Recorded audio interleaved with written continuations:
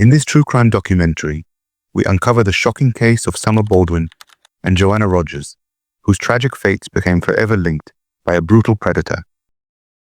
He came into the kitchen and he told me I was fixing dinner, and he came in the kitchen. He says, "You need to sit down." I says, "Well, I'm too busy. I'm fixing dinner, you know." And he says, "No, you need to sit down." He says, "That was the police department." He says, "And they found Summer's body." Of course, I just says, "No, that can't be." And he goes, "Yeah." And I wanted to make sure that he did die. At the execution, while he was rambling on and telling people that he had only done what Jesus wanted him to, well, Jesus did not want him to go out and kill all these girls and stuff like that. It just made you want to go through that window and just choke him yourself.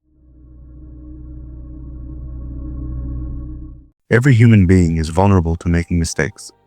Sometimes those mistakes come from a desire to achieve what we believe is a greater good. In this story, we will see how a 29-year-old single mother of 4 chose a path that many might call a mistake. Yet for her, at that moment, it was the only safe haven she could find for her children.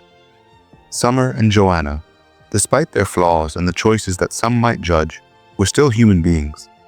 They had a right to live, and that right was stolen from them in a single act of brutal violence.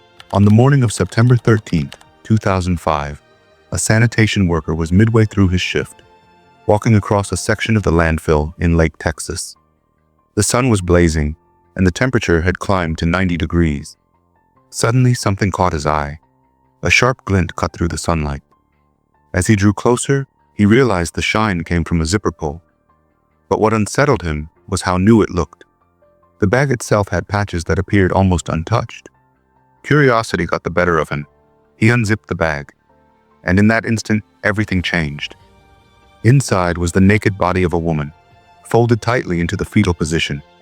He immediately called the police, who rushed to the scene and began the grim task of unraveling the case. But detectives knew right away this investigation would not be easy. The first obstacle there was no crime scene. And even more critical was the fact that trash typically arrived at this landfill 2 to 3 days after being collected, and it came from multiple locations across Texas.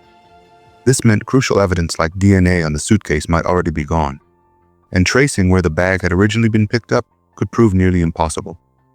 But what the investigators did not yet realize was that the killer had left behind a tiny piece of evidence.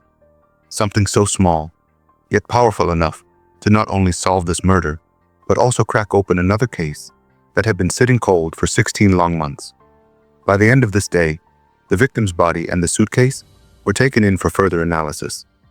During the autopsy, the medical examiner uncovered horrifying details about the young woman's death. She had suffered no fewer than 50 injuries. There were also unmistakable signs that she had been sexually assaulted before her death.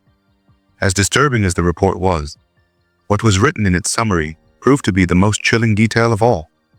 The cause of death was what is known as positional asphyxiation. In other words, she was still alive when she was forced into that suitcase. And if that wasn't terrifying enough, the examiner also revealed she had been 10 weeks pregnant. For investigators, the autopsy findings were shocking in every way. But beyond the cause of death, there was something even more crucial. They needed to know the time of death. The report narrowed it down to between 24 and 48 hours earlier. That piece of information gave detectives a glimmer of hope. If they could identify the woman, they would only need to reconstruct her movements within a 2-day window. At least, that's what they believed at the time.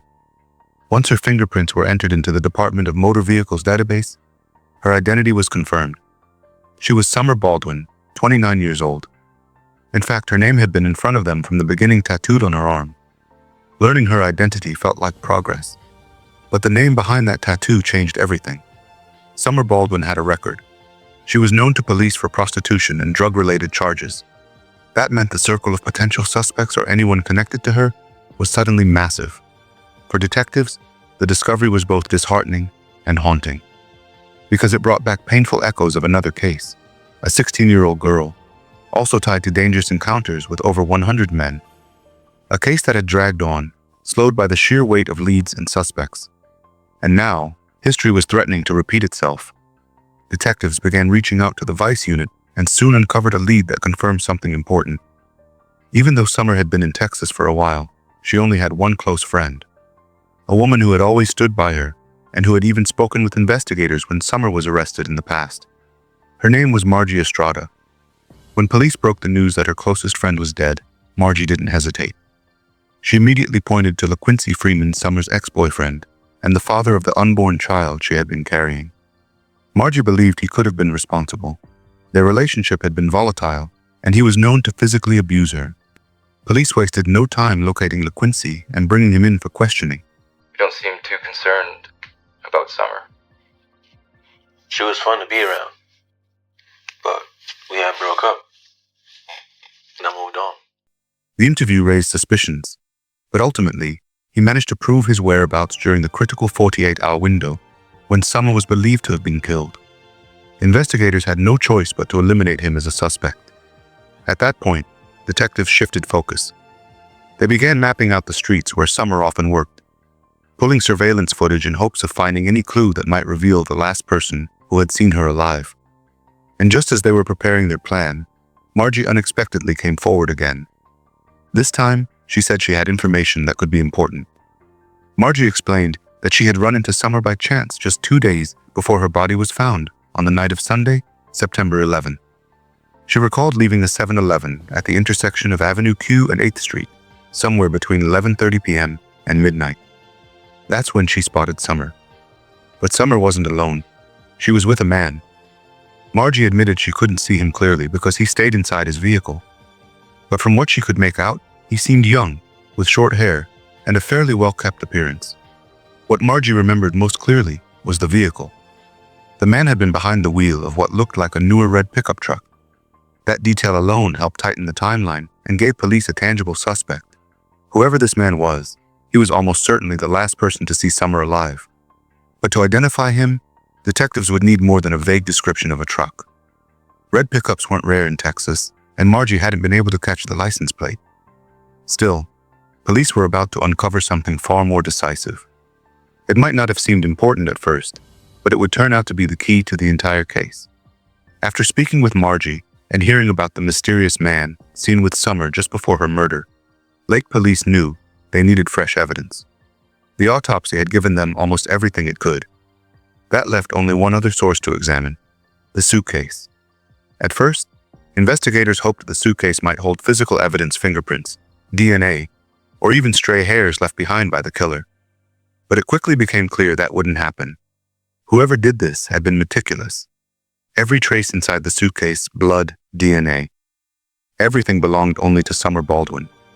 Yet just like the sanitation worker who had first stumbled across it, detectives couldn't shake the feeling that the suitcase was brand new. The outside was filthy from its time in the landfill, but the inside was remarkably clean, almost unused. The killer had tried to strip the suitcase of all identifying markers and labels, and at first glance, it looked like he had succeeded. Until investigators noticed something tiny. Hidden in the folds of the lining was a sticker with a code. To most people, a code like that wouldn't mean much. But universal product codes are far more than just price tags scanned at a register. Each one is a unique 12-digit sequence that can reveal the manufacturer, the size and weight of the product, the facility where it was made, and more. Every new product released gets its own unique code, designed to track items through global supply chains and retail systems. And that was exactly what police needed. Armed with the code, they reached out to local retailers. They discovered that only one place in the entire area had sold this particular model of suitcase. That place was Walmart. Detectives headed straight to the nearest Walmart branch, to where Summer had last been seen. They requested the sales records from the time of her encounter with Margie up until the discovery of her body. As it turned out, only 2 people had purchased that exact suitcase during that period. The first was quickly ruled out, an elderly woman buying luggage for an upcoming family vacation. But the second purchase that was different. When investigators pulled the surveillance footage, a chill ran through them. The video quality wasn't perfect, but it was clear enough. The man in the recording matched the basic description Margie had given. He moved calmly through the aisles, like he knew exactly what he was looking for. And aside from the suitcase, he bought something else, something far more sinister: a box of latex gloves. At this point, Detectives were convinced they were on the right trail. But what they saw next erased any remaining doubt. Reviewing the external cameras, they watched the man leave the store, walk directly to a red pickup truck, climb inside, and drive away. The timestamp read 3:30 a.m. on September 12th, just hours after Margie's encounter with Summer. For police, it felt like hitting the jackpot. A single code had led them to the one Walmart selling that suitcase. And now, they had surveillance footage linking their mystery man directly to a red pickup truck. But the case was about to take an even wilder turn. The suspect paid for them using a debit card. With a court order, detectives traced the purchase back to the account holder, and what they uncovered was shocking, not only because of what he bought, but because of the name tied to the card. On the morning of May 4th, 2004, about 16 months before the murder of Summer Baldwin, Joanna Rogers was going through her usual routine. It was time to wake her 16-year-old daughter Joanna for school. It was around 7 a.m., and as far as Catherine knew, nothing about that Tuesday felt unusual. But everything changed the moment she opened Joanna's bedroom door. The room was empty. There was no sign of her daughter anywhere. Joanna had definitely been home the night before. She'd finished a late shift at a local sandwich shop where she worked part-time, arriving back at the house just before 12:30 a.m. When she came in, she went straight to her room. That night, Catherine and her husband, Joe Bill, hadn't heard a single strange sound. The family dogs hadn't barked once. Still, Catherine's instincts told her something was wrong. Joanna wouldn't have left for school so early. She was tired from work, and besides, all of her belongings were still inside the house. Her purse, her car keys, even her cell phone. Catherine and Joe Bill reported her missing. But at first, police assumed Joanna had run away or was simply acting out. That theory collapsed quickly when every one of her friends insisted they hadn't heard from her either.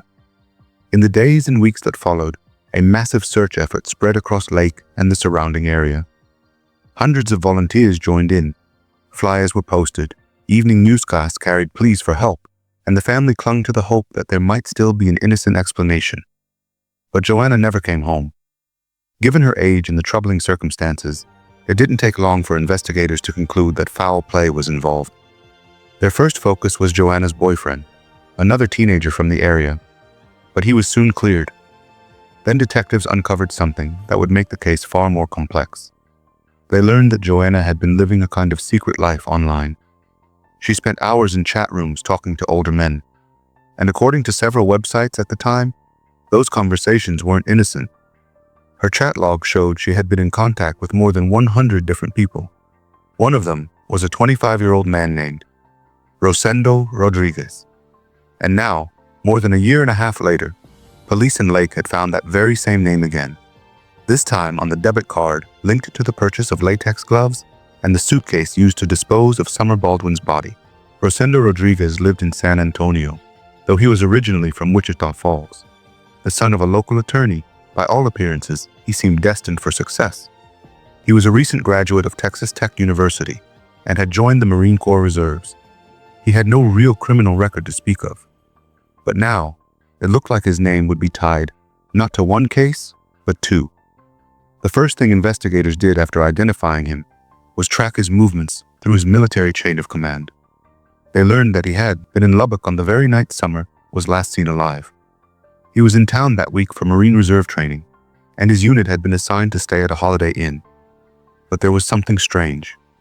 Rodriguez had checked himself into an entirely different Holiday Inn, miles away from the one where the rest of his unit was staying. This hotel just happened to be located directly across the street from the 7-Eleven where Margie Estrada had spotted Summer on the night of September 11th. Once they discovered that, detectives rushed to the hotel. Even though days had passed, they hoped the room might still hold some trace of evidence. What they found went beyond anything they could have imagined. It wasn't just a crime scene, it was a crime scene frozen in time. The room looked as though it hadn't even been cleaned.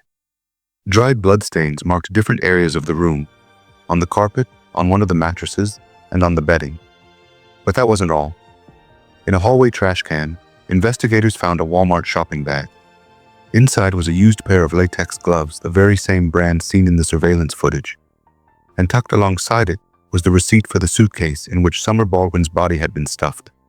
With all this evidence in hand, detectives felt confident they had their man. But the stakes were higher than ever.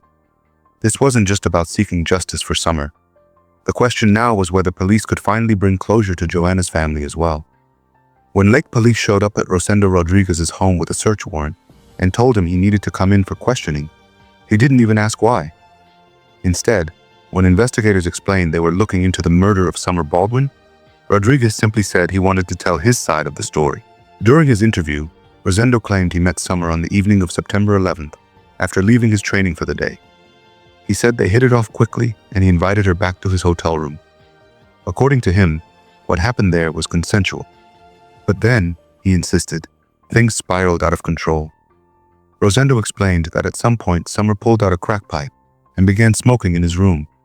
He said he didn't allow it, so he took the drugs away from her. At that moment, he claimed, she pulled a knife and attacked him. He told detectives that in that instant, he believed he was fighting for his life. She pulls out a knife. It's one of those little yellow fold-out ones. And she stands up and she comes towards me. At that point, thinking, don't cut me, please. He put Summer in a chokehold, trying to force her to drop the weapon. He said she kept struggling, trying to slash and stab him, until they both fell to the floor. Then, suddenly, her body went limp. Rosendo admitted he panicked. My arm came around her neck like that. And I tell her, hey, quit, drop the knife. Starting to struggle.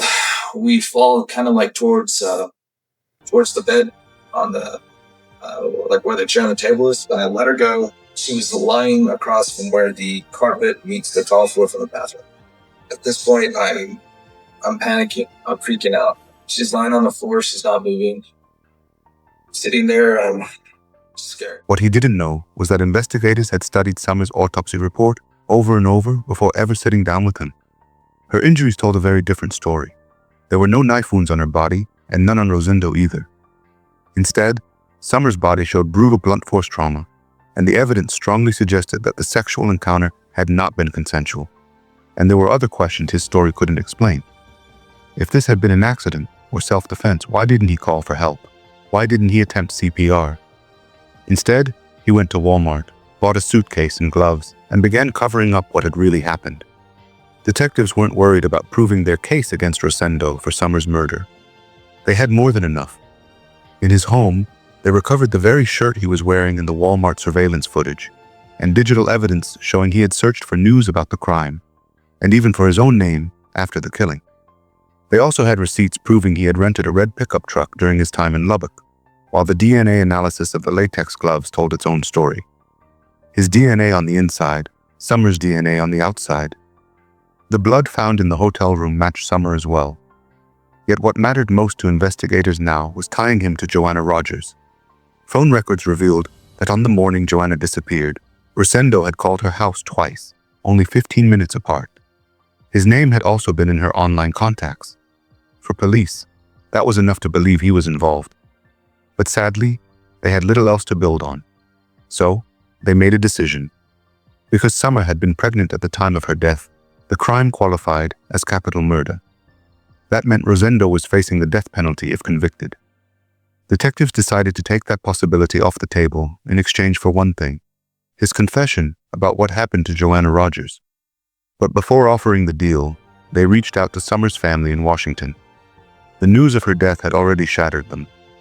Not only had they lost their daughter in a horrific way, they were devastated to learn about the secret life she had been living. Even in their grief, they agreed. The deal should be offered. The question now was simple. Would Rosendo finally tell the truth about Joanna? Rosendo accepted the deal, or at least that's what everyone believed at the time. He confessed that on the morning of May 4th, 2004, he had arranged to meet Joanna Rogers. He said he picked her up from the alley behind her home and claimed they engaged in what he described as consensual sex inside his truck. Then, just like in Summer's case, he insisted everything went wrong afterward. Rosendo told investigators that it was only then Joanna revealed her true age. After that, she demanded money and threatened to blackmail him. Panicking, he claimed, he strangled her to death. The exact same method he would later use with Summer Baldwin. According to him, it was all self-defense. He said he had only been trying to calm her down, The parallels didn't stop there. Rosendo admitted that after Joanna's death, he returned to where he was staying, grabbed a suitcase, stuffed her body inside, and dumped it into a garbage container. He went as far as to identify the exact dumpster where he had left the suitcase. Using that information, detectives reached out to the sanitation workers in Lubbock. They were able to pinpoint the landfill where that container's contents had likely been emptied.